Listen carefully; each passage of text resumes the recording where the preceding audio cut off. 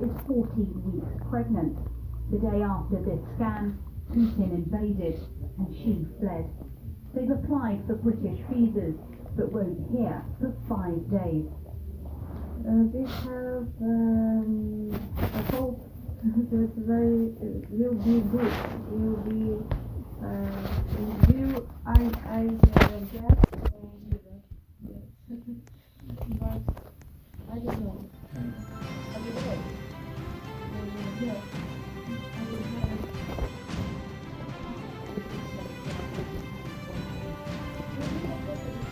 Application is really hard because we need to do it think about today. So if you have an RSA,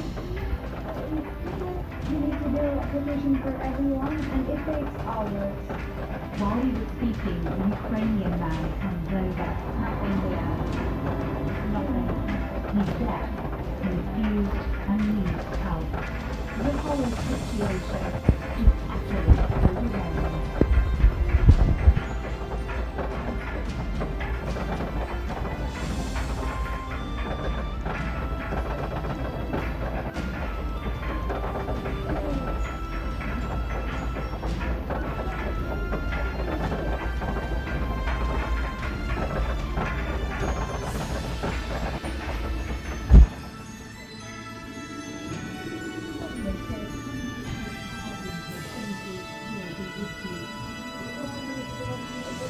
Prime Minister, the Home Secretary are directly descended, Mr. Speaker, from refugees. And we understand how much refugees have to give to this country, and we understand how much this country has to gain from welcoming refugees. And we will be generous, and we are being generous. But it doesn't feel generous to Mohammed. Countless train journeys through Europe seem easy and facing British visa bureaucracy. The Home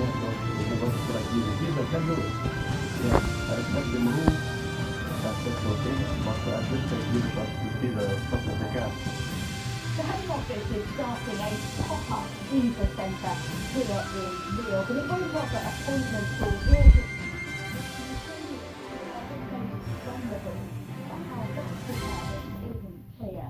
Coaches are taking Ukrainians to Rio. Long journeys continue. Final destination still unknown. Laura Bundock, Sky News, Rio.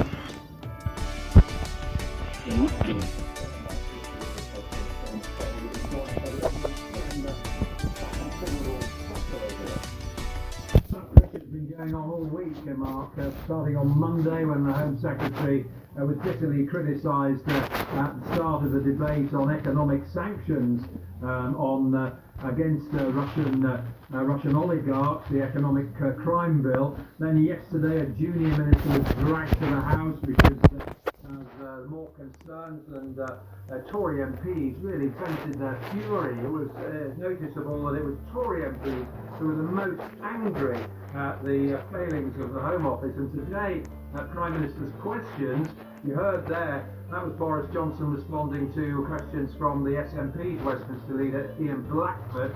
It was also raised by Sir Ed Davey, the Lib Dem leader, but there was a Conservative MP, Julian Smith, who used to be Chief Whip and Northern Ireland Secretary, who criticised the tone of the government's statements on refugees. And there is still real concern.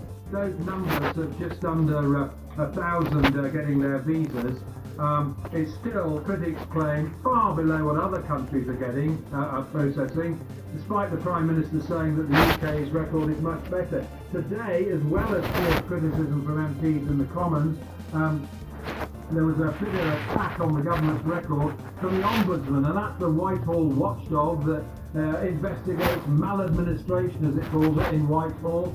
And the Ombudsman, Rob Berens, talked about how in this horrendous situation, swift action is needed to make sure the process of getting a visa is simple, accessible and quick.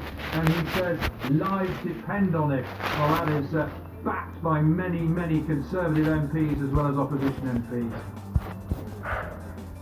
All right, John, thank you very much indeed. And by the way, the war in Ukraine will of course dominate tomorrow's newspapers.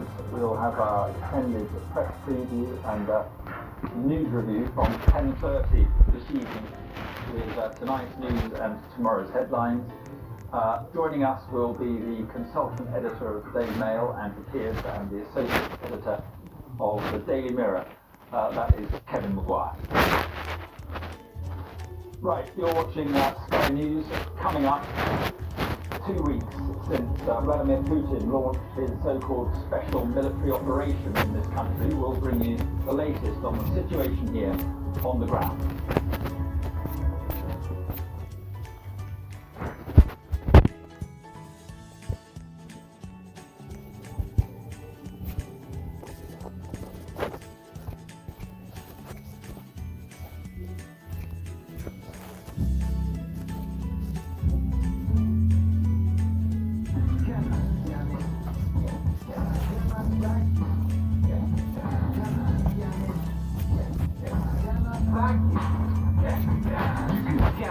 Rock and roll to the beat of your taste buds.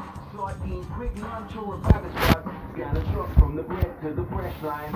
In the bag, no tills like the old time.